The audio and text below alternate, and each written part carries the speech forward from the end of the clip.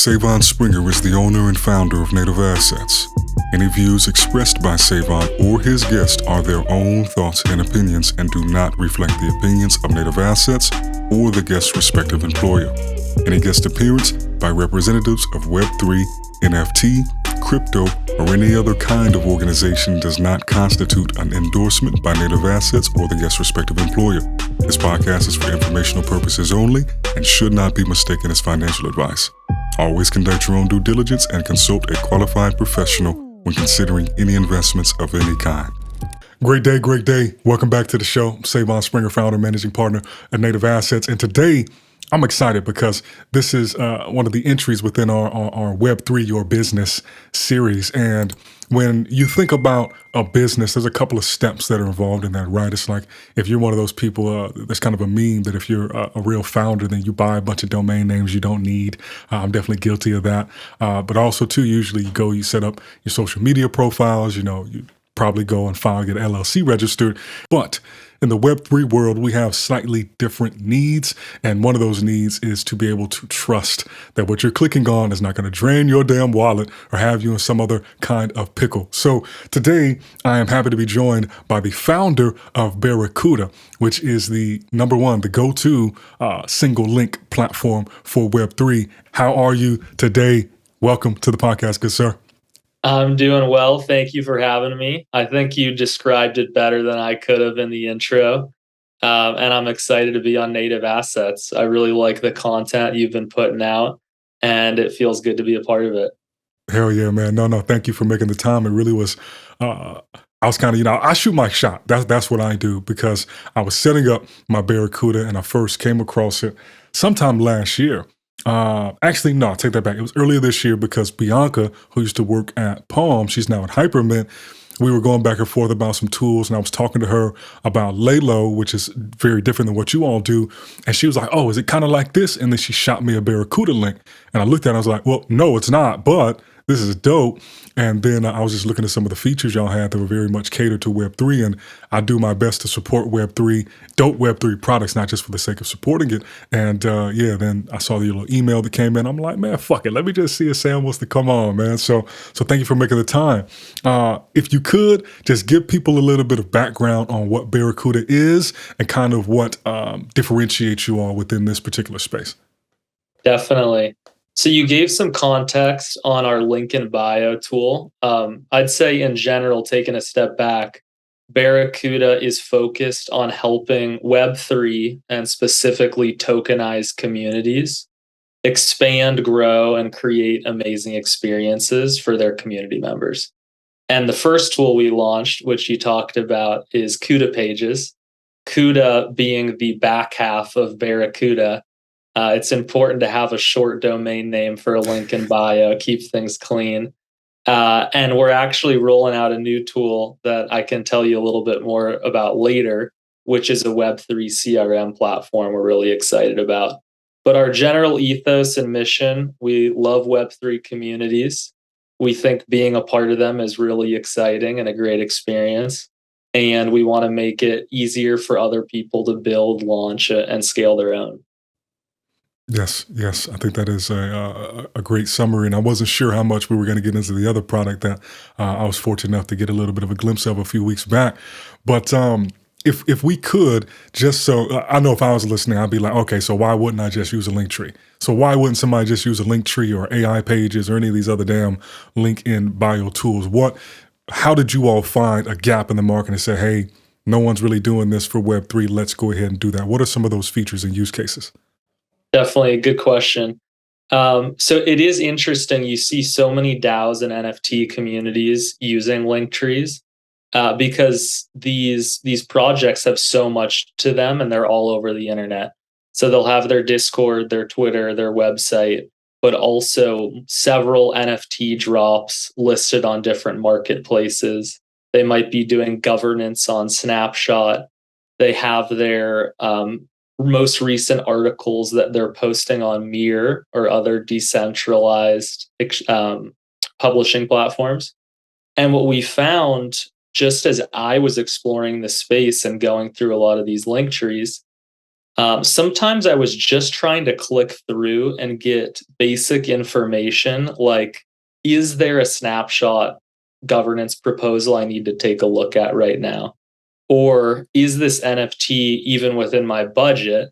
Those things I needed to see before I navigated to OpenSea and find out the floor is already at 50 ETH and a little bit out of range for me. And so we realized there was an opportunity there, as Linktree had really been focused on the influencer market, and there was nothing built specifically for DAOs and NFT communities. So we started integrating with some of the apps I was mentioning, OpenSea, Magic Eden, various other NFT marketplaces, Snapshot for governance, and a whole list of stuff. And by the time you watch this, there will probably be even more integrations on there for you to check out. Yes, nice. And that was one of the things that did strike me when I first landed. And the landing page might be slightly different than it was when I came across it, but it was this idea of like, no, you're not going to click on a scam link because this is coming directly from the project and it's not just a link, it takes you directly to what the collection is. And I appreciated that it puts that emphasis on the platforms that are native to the space, because ultimately, I think that it's hard to really create some kind of parallel or decentralized ecosystem if you're then just going back and, using all these tools that don't really factor any of that in. And sure, there's a greater discussion there about even what these apps are hosted on the back end. Are they on Amazon servers? Are they on Google servers? Are they on Microsoft servers? But obviously that's beyond the scope of this conversation. We can't make those kind of radical changes for everybody. But that was definitely one of the things that I gravitated towards because, in fairness, Linktree, and I think it's a difference too of where a product is in its life cycle. Linktree, I don't know how long they've been around, but they've been around for a while. And so they're kind of at the point where they're like, yo, just throw shit in there, like add stuff. And, and so Barracuda does not have like all the things that Linktree has, but I think inherently y'all are targeting different users with a different use case. And even in theory, if somebody really wanted to hack around it, there are ways from simply just adding their links that you can still just point everybody to where you want to go. And you all seem to be really good about taking in feedback and making iterations as the stuff comes in. So I am excited to see some of the things that you all plan on adding. While we're talking about that, and I was going to email you the other day, and I'm like, I'm going to talk to them in a few days.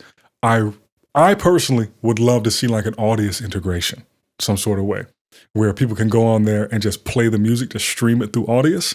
That'd be fire. That'd be dope if that's possible. So just something to think about. I love that. I'm taking note right now. I was just poking around with Spotify this week, so Audius is a much better implementation of that for our Web3 base. So noted. We should be able to spin something up. I do want to address, you mentioned the security piece, and I did leave that part out, but that's definitely a major focus.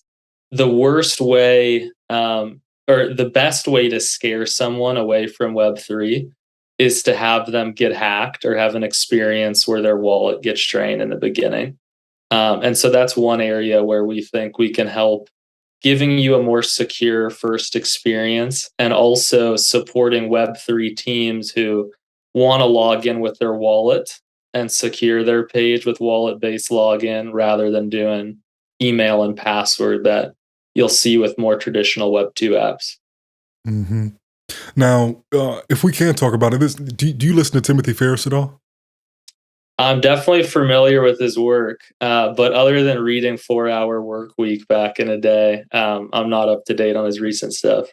Okay, so I don't know if you noticed, like different people who do podcasts or in this space, there was a term, a phrase that got really popular a while back. They were like, oh, let's double click there or let's zoom in there.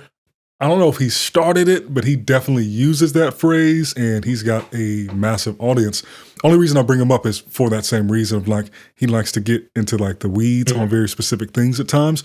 And I'm curious, how did you all go about making some of these integrations or partnerships? I imagine in some cases they're simply APIs that you can kind of pull in and you can kind of abstract it in a way that makes sense. But have you found that for the most part it's relatively straightforward?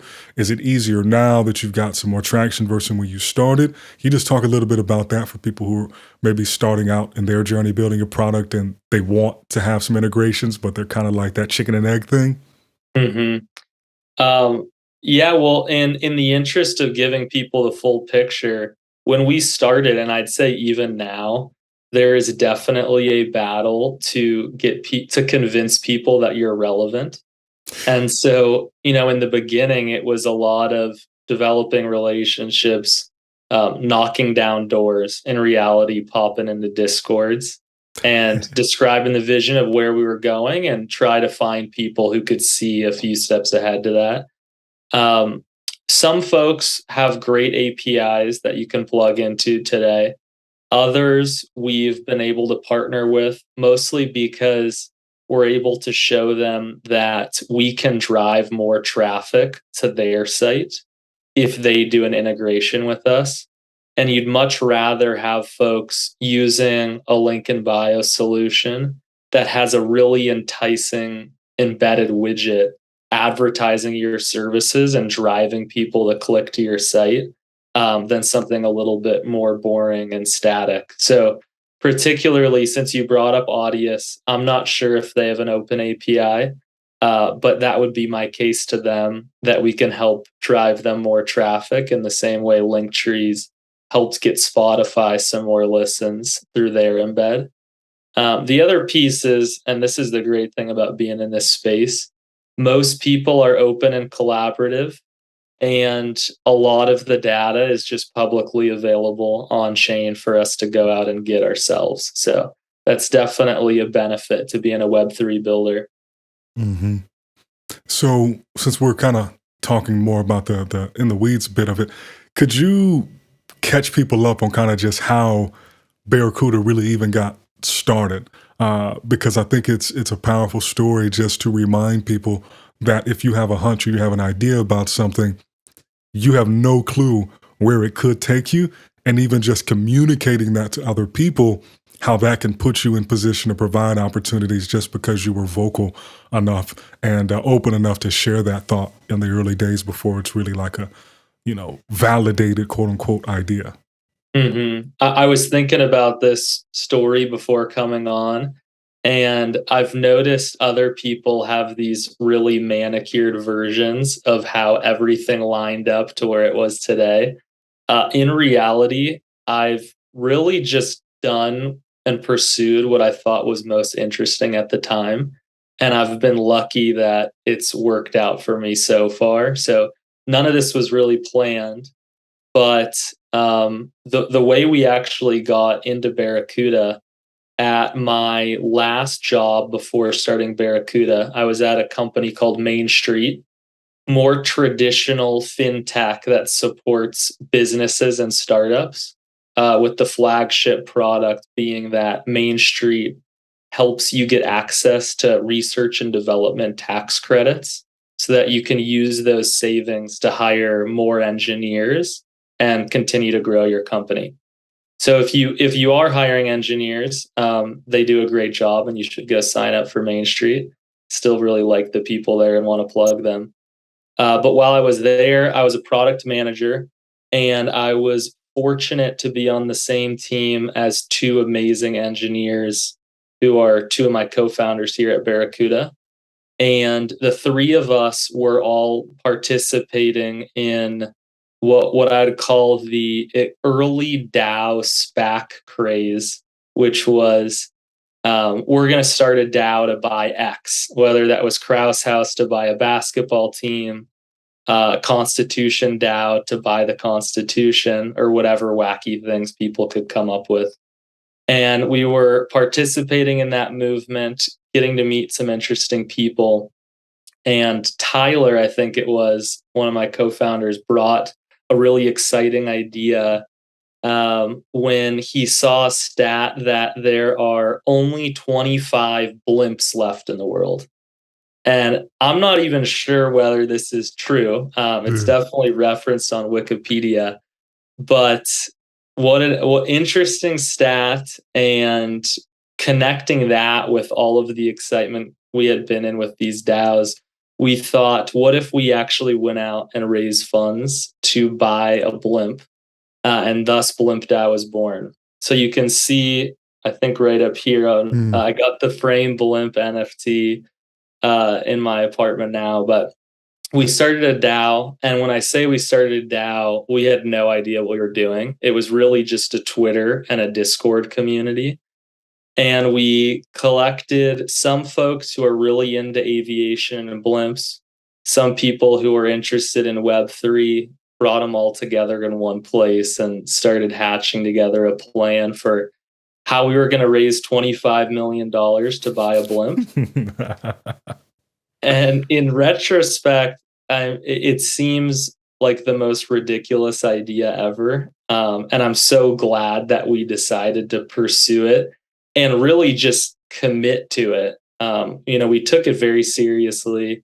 I was calling blimp operators, finding out how we could get a pilot, how we might buy or lease, what the different size options were, learned a lot about the industry. And at the same time, we're studying tokenomics and some of the legal gray areas of DAOs and learning everything we could.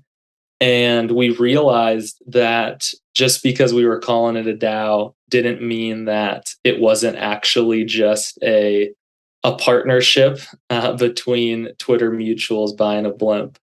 And so we decided to put the project on pause, but we had learned so much about DAOs and so excited about the space that it had convinced us to go full time. And so that's how Barracuda was born.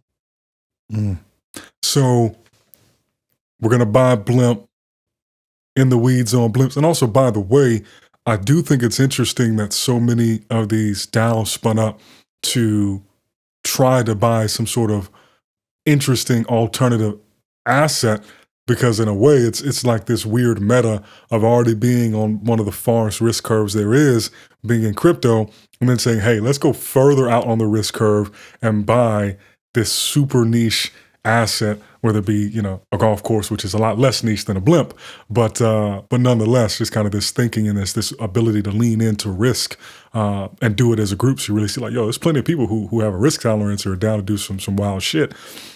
So you did all of that. Then you're like, all right, let's do Barracuda. You launch Cuda Pages. At what point do you think to yourself, I think I see another problem over there. I see a solution there. I see a solution there. And what do you see in the middle? Goddamn gap. How did that happen? You're referring to the inspiration for the new product we're building? Yes, sir. Yes. Well, that's one of the benefits of launching Cuda Pages.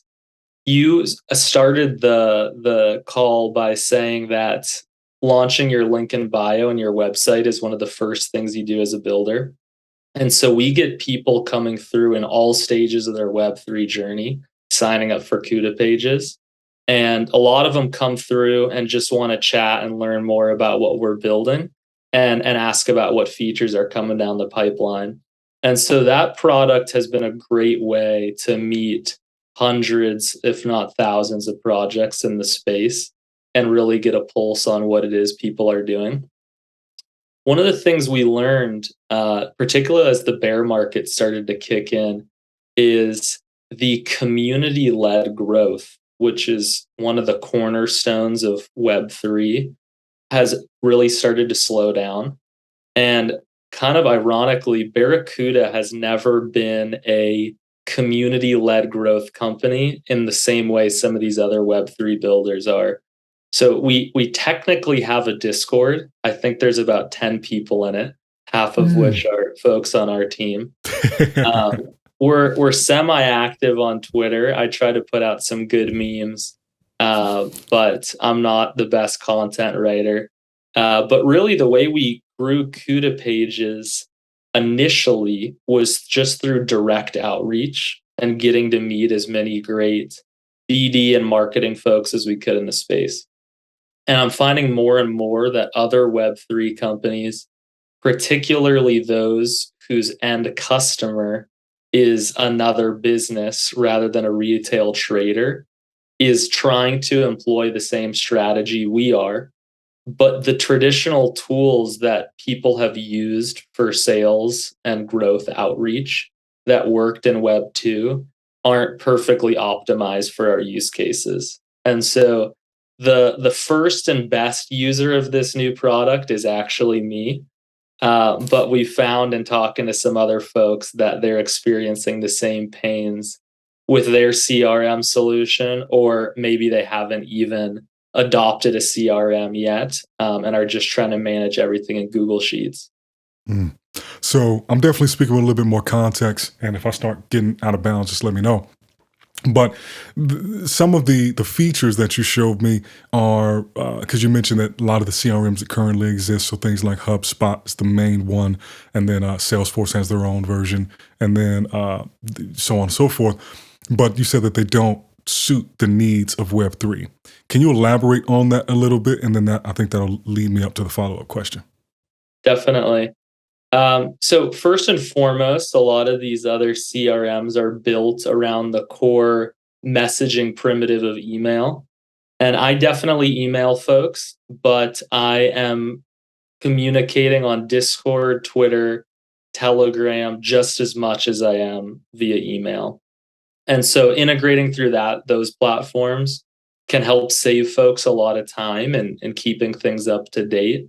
And then on the flip side, run automated campaigns that they need to get in touch with folks.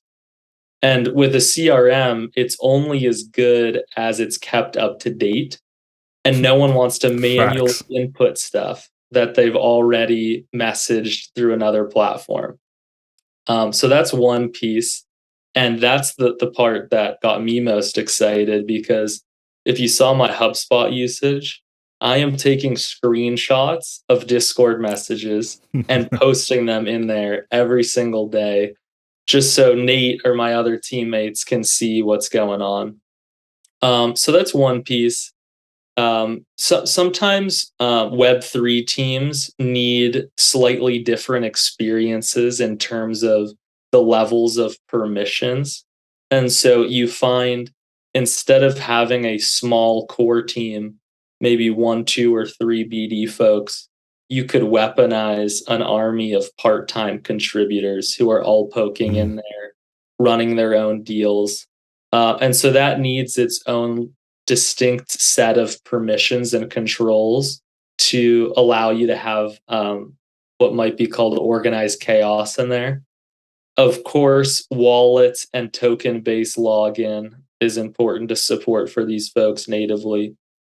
And I think the last piece, so organization is key, but at the end of the day, people really care about growth first and foremost. And if they aren't able to find leads or make the best use of those leads, then they aren't going to be able to grow. And so this is looking ahead, but to the extent that we can put together a network of Web3 leads, or enrich your entries in there using all of the amazing integrations we have for Cuda Pages, so that you can organize, sort, and reach out to folks with the right level of context, that's going to help people close more deals at the end of the day. Now, one of the things that I was curious about is when people are building products that inherently rely on other platforms existing, it's like this delicate balance of like, okay, I'm pretty confident Spotify will be here 10 years from now, so I can make a product that leans on Spotify APIs or leans on Discord or something like that. So the question is, and I anticipate the answer based on what you're building, but what do you think would need to happen to significantly alter the current usage or reliance on platforms like Discord and Telegram? The reason I ask that is because that is a conversation that comes up a lot and used to be a lot different of a conversation when I would be in some of these pitches or early conversations with folks through Palm. Is like, hey, we know community is really important. And this is, for instance, from the perspective of like a, Fortune 500 company or something. we hear the community is really important, but Discord is a fucking headache and we don't want to use it. Now, obviously, that's a different cohort than the Web3 native people who I think sometimes like feed on the little, idiosyncrasies of life. But how do you approach that as a builder and saying, okay, this is where the activity is now, but I still need to be agile enough to adapt if something changes? Well, I'm fortunate to work with some amazing engineers who make it so I don't have to make too many trade-offs. They build so quickly that we can and hope to support every single solution that our users currently are using and that they need us to support. But I'd say the way we think about it is, um, first and foremost, we want to leverage the platforms that our users are most active on. That Mhm. happens to be Twitter and Discord today, but that will change with time and will evolve as they do. The other piece is I'm a believer in the Web3 space. If I wasn't, I wouldn't be working in it. And I'm willing to take bets on other early stage teams who are still trying to get that activity and get off the ground. And so if someone's watching this that's building the Web3 Discord competitor or Web3 Twitter competitor, happy to integrate and get the ball rolling now and benefit each other's platforms. Hell yeah. So now I want to take it to just kind of learning a bit more from you based on kind of what you have visibility to. Through the Pages product that you all have, what have been some of the most, surprising learnings that you've had seeing how people use the platform, whether that be finding out that certain platforms are more popular than others or seeing that, like, hey, 70% of our users all have these things on their pages, but they don't have these other things. Just what sort of cumulative takeaways have you all gleaned from the activity you see with people using Cuda? The most interesting one that immediately came to mind is that the Cardano community picked this up and ran with it really early. Really? And I don't have a background with Cardano. I hadn't even looked at a Cardano NFT at this point. Uh-huh. Since then, I have bought a couple, and they've gotten excited about it. But we were surprised early on, couple of folks asking for a JPEG Store integration. If you don't know JPEG Store or you haven't bought a Cardano NFT, check them out. It's a great platform. We built that integration, and the Cardano community flooded us, starting to build pages and show off their assets. And what was really cool about working with them, I got the feeling that so many folks had dedicated so much attention to ETH and Solana that when we did build for them and make the effort, they were just so appreciative and Mm. really turned around and amplified our platform out to their users and the other builders in the space. So that made me very bullish and excited about that community in particular. Man, that's dope because I was going to be a bit of a dick and ask if they were just linking to white pages. But for anybody who doesn't have the context, Cardano is like a super academically rigorous. That's kind of what Charles Hoskinson is known for. Of like, but the research. So once again, he would have been a great. He should reach out to Main Street. But that is really awesome to see when you create something and then it just you have no idea how it's going to energize somebody down the road. Like I wrote a tweet thread the other day, and I did like this video on music NFTs and the goal. And I was like, yo, I want to make the most like the go-to music NFT video. So that when someone's like music NFTs, they point to this shit. And so I went through, I made a tweet thread on it. And in there, I mentioned this one artist, and I'm just kind of talking about like the general bull case around NFTs before I talk about the bear case. And I mentioned that based on the stats I saw, she made roughly 1,000 times as much money through selling NFTs of her music than she would have on Spotify. And so like that's just somewhere in the thread. She saw this joint and she was so energized from it that she changed her name on Twitter to the bull case. And she took the joint, screenshotted it, and retweeted it. And it was just amazing because I didn't expect any of that. I was like, maybe she sees it, she give it a like that's cool, she's showing love. But to just see how something really small, you just like, hey, let's take this store, integrate it because it's there, and then seeing it really light a whole fire under the community, I think is like some of the coolest moments when you're just contributing to the space. Sometimes it's building products, sometimes it's making content, but I think it's a good thing, especially in these sort of times when the morale can drop off at times and you're like, damn, man, what's the flow looking like? The flow not looking good, whatever it might be. So that's really cool that you're able to help give them that win because it's a strong community, but it's like they're fighting the whole world, man, because the sentiment around Cardano is definitely a testy one. That keeps them tight knit, though, and I think that's true of like the broader Web3 space. The more we get pummeled in the bull market or in the bear market, the closer we all get together, and it makes things more collaborative as well. Yeah, there's a psychological theory around shared trauma and how it's critical or how it's vital in bonding and connecting with people. So yeah, a lot of us in this space definitely have that in droves. So what sort of, have you all started testing more broadly with the other product? Testing in that I am testing and finding the bugs. We'll be ready to onboard some folks at the end of the month, and we've already got some organizations lined up as the first users who I won't name drop now, but you'll see them on our landing page soon. Okay, hell yeah. All right, cool. So we can revisit and then find out any sort of learnings that you have from that. But more broadly, given your time in this space, what have been some of the most surprising takeaways you've gained, maybe when it was still bull market season, and then in this period right now? Just what are some of your learnings as we start to wrap this up? Really interesting question. I guess one thing that I found when I first got into it, when you hear people that are crypto skeptics, a lot of the stuff they'll poke on is, why do you need crypto to do X? And that could be around governance or more equitable outcomes for creators. A lot of the things that we really value in the space, other people turn around and say, well, you don't actually need crypto to do that. And at first I was really defensive about that kind of stuff and trying to figure out how to fight back.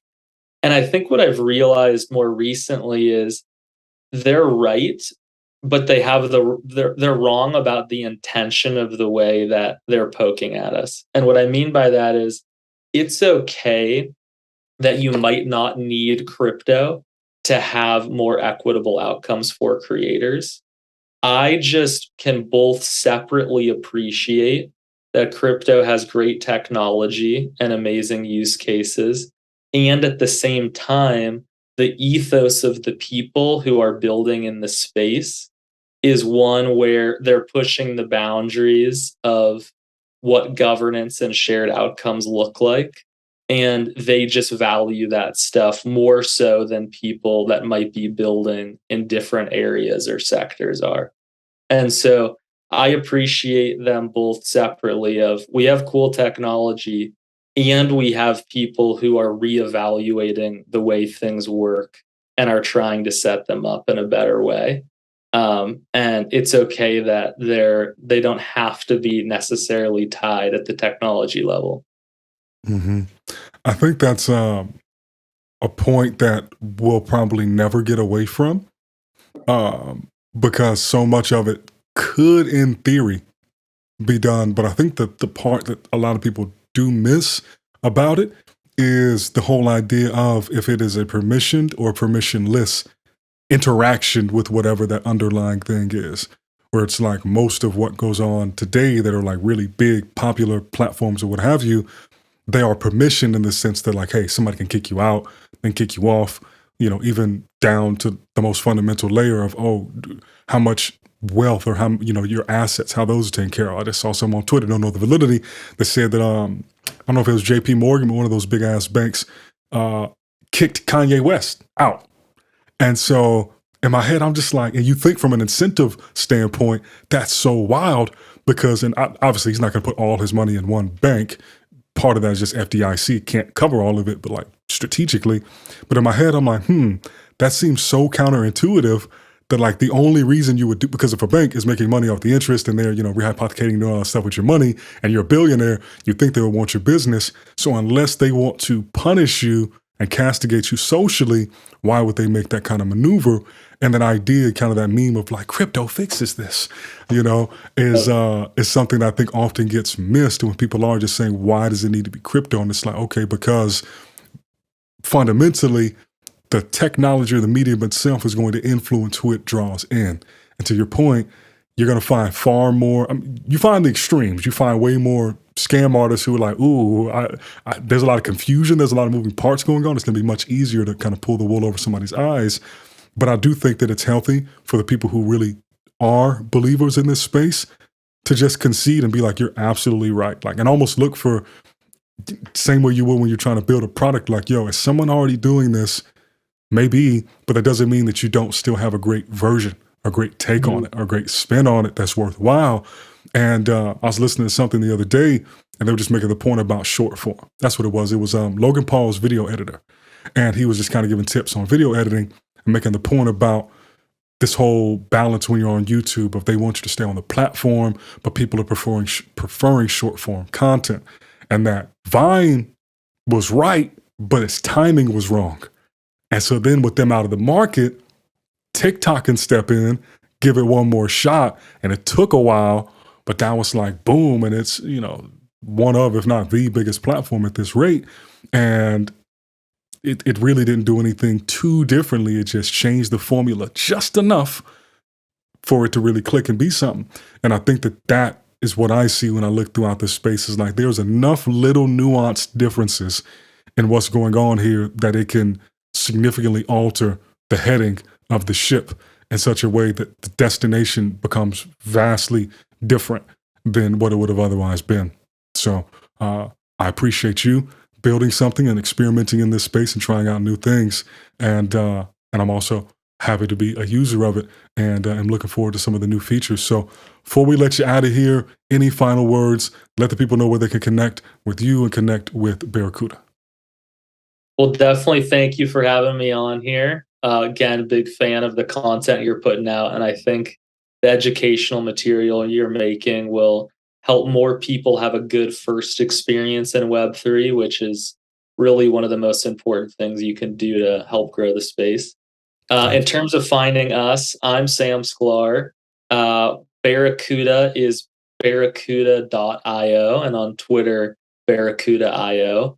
And from there, you should pretty easily be able to find my Twitter as well, as I'm amplifying a lot of the stuff that I've been posting there. So looking forward to connecting with anyone that this resonates with. And again, thank you, Sae'Von, for having me on.